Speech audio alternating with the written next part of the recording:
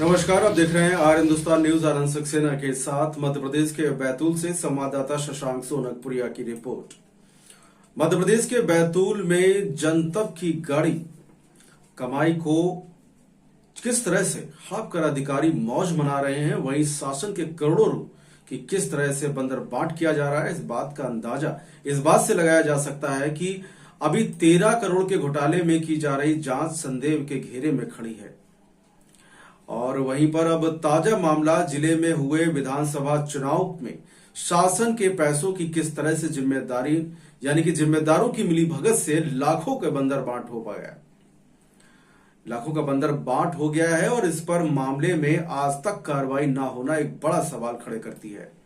शिकायतकर्ता कन्हैया लाल चौकीदार ने बताया कि विधानसभा चुनाव के दौरान जिस टेंट सामग्री के नाम से बिल लगाए गए हैं, मौके पर ये सभी चीजें लगी ही नहीं थी, पर जो बिल लगाए गए और जिनका भुगतान अधिकारियों द्वारा कर दिया गया, इसकी जानकारी के लिए उनके द्वारा सूचना के अधिकार अधिनियम के तहत जानकारी निकाली है, जिसमें फर्जी भुगतान की जानकारी सामने आई है, जिसको लेकर उनके द्वारा शिकायत भी की गई। लेकिन जबकि जांच के नाम पर सिवाय खाना पूर्ति के और कुछ भी नहीं हो रहा। जिसके बाद शिकायतकर्ता ने भोपाल में भी शिकायत किया है और वहीं चौकीदार का कहना यह भी है कि अगर कार्रवाई नहीं होती है तो वे दिल्ली चुनाव आयोग शिकायत करेंगे। अब देखना यह होगा कि इस मामले में निष्पक्ष जांच हो पाएगी या शासन के करोड़ों रुपए की इसी तरह से जिम्मेदार लोग आपस में बंदर बांट करते रहेंगे।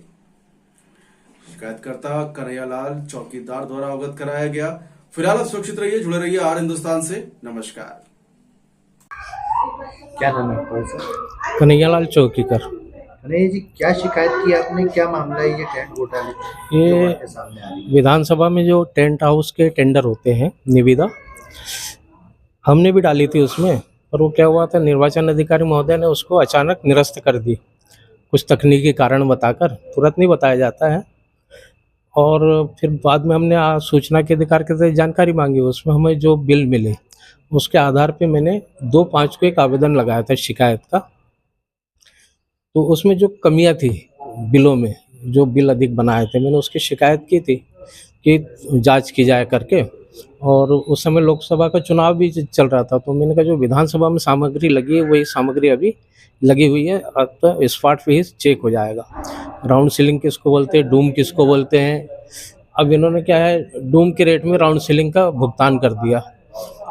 लाइट जैसे एलईडी लगा हो तो मेटल के रेट में भुगतान कर दिए। इन्होंने इस टाइप से बिल अधिक रेट वाले किए और संख्या बढ़ा के बिल भुगतान किए। तो उसकी शिकायत मैंने की थी उन्हें, तो उस पर कोई वो नहीं किया उन्होंने। वो फिर जांच के लिए उन्होंने एसडीएम को दे दिए।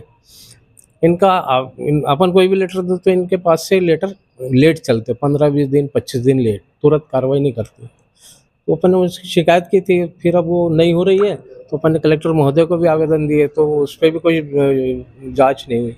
अब अपन ने मुख्य निर्वाचन पदाधिकारी भोपाल पे शिकायत की है। अब देखते हैं आगे क्या होता है। मैंने ऑफिस के बहुत चक्कर लगा चुका हूँ, पर कोई कार्रवाई नहीं कर रहे हैं यहाँ से। कितने का घोटाला आ रहा था? ये देखो, उनके उनके प्रतिवेदन के अनुसार तो 20 लाख का बोल रहे थे कि 20 लाख में पूरा काम हो जाएगा, लेकिन उनके प्रतिवेदन में जो रेट डले हैं उस आधार पे अगर काम होता तो 12-13 लाख में काम हो जाता। उस समय में हो जाता 12-13 लाख में, लेकिन क्या हुआ, 35 से 40 लाख रुपए का भुगतान हुआ। मेरे पास जो जानकारी आई है बिल की, वो अभी पूरे बिल मिले नहीं है। वैसे कुछ बिल बता नहीं रहे वो लोग, तो नहीं बताए के बाद में, पर जो बिल तुरंत आया है मेरे पास। क्या मानते हैं पूरे विधानसभा में कितने करोड़ के आसपास का घोटाला? नहीं, 35 से 40 लाख का है वो अधिक बिल की। आपने की तो क्या कोई अधिकारी? नहीं, कोई रिस्पांस नहीं है अभी, कोई रिस्पांस नहीं।